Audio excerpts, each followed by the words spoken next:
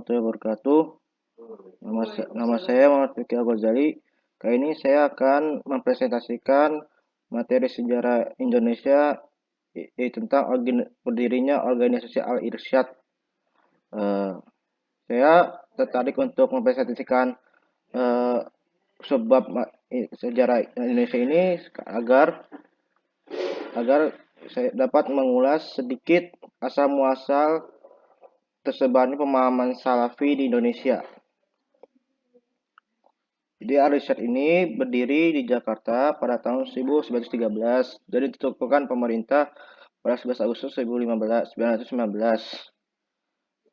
Al-Irsyad hadir di dalam peran Jamiat Al-Khair. Fungsinya sebagai sebuah organisasi juga memiliki kemiripan, yakni bergerak dalam bidang pendidikan. Al-Irsyad lahir dari adanya konflik internal dari dalam tubuh Jamiat Al-Khair seperti yang saya sebutkan sebelumnya. Jadi saya akan menjelaskan konflik internal dari Jamiat Al-Khair ini nih. Jadi itu dulu Jamiat Al-Khair itu dulu tuh terdapat juga pendiri Al-Irsyad bernama Syekh Ahmad Surkati ini seorang ulama dari Sudan.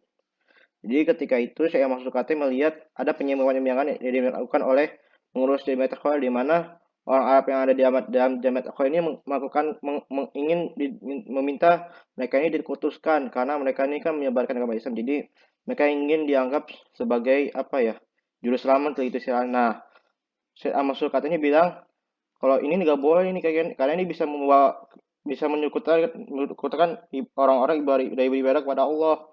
Namun orang Jamiat Al-Khair tetap saja kayak mengelak ya dengan berbagai alasan yang ada. Jadi akhirnya Syekh Ahmad Surkati memutuskan untuk keluar dari Jamiat Al-Khair dan didirikan organisasi baru yang bernama Al-Irsyad. Secara organisasi, Al-Irsyad ini lebih mapan dibandingkan Jamiat Al-Khair. Nah, ini tercermin pada jumlah uang yang disumbangkan oleh mereka kepada organisasi tersebut.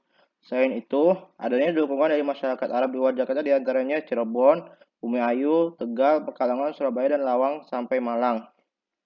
Jadikan Al-Irsyad semakin tumbuh besar di wilayah tersebut menjadi cabang-cabang dengan pendirian sekolah-sekolah dari tingkat rendah.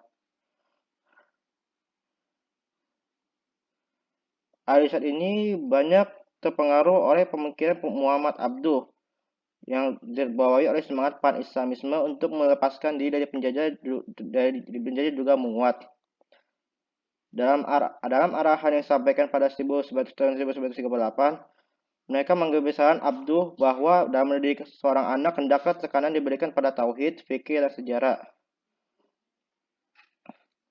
Tauhid akan memungkinkan seseorang untuk mengapakan jiwa dan harta zoner tanpa ragu. Fikih akan memperbaiki budi pekerti manusia dari segala noda, seperti memberi pelajaran dalam halal dan haram yang bersandar pada dalil Al-Quran dan hadis Nabi. Sedangkan sejarah Islam harus menghidupkan kebenaran Islam dan kekayaan umat Islam.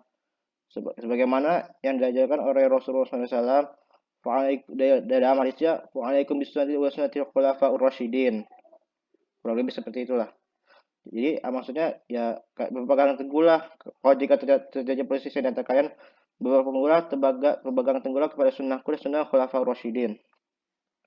Secara umum, slogan pendidikan yang disuarakan oleh Al-Irsyad dalam pendidikan adalah pembentukan watak, pembentukan kemauan, dan latihan untuk melaksanakan kewajiban.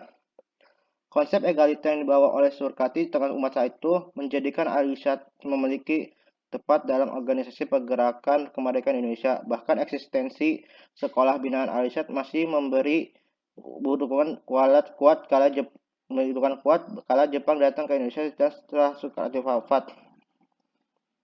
Jadi konsep egaliter yang ditetapkan Syekh Ahmad Surkati ini lebih membentuk hubungan kekeluargaan yang lebih harmonis dan struktural gitu ya, kurang lebih. Tokoh-tokoh bangsa ini pun tidak sedikit yang lahir dari rahim tempat Al-Irsyad, antara lain Hasbi As-Siddiqi, Abdul Kahal Muzakir, Muhammad Rasjidi, Umar Hubeish, dan lainnya.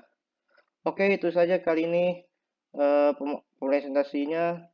Kurang lebihnya mohon maaf. Wassalamualaikum warahmatullahi wabarakatuh.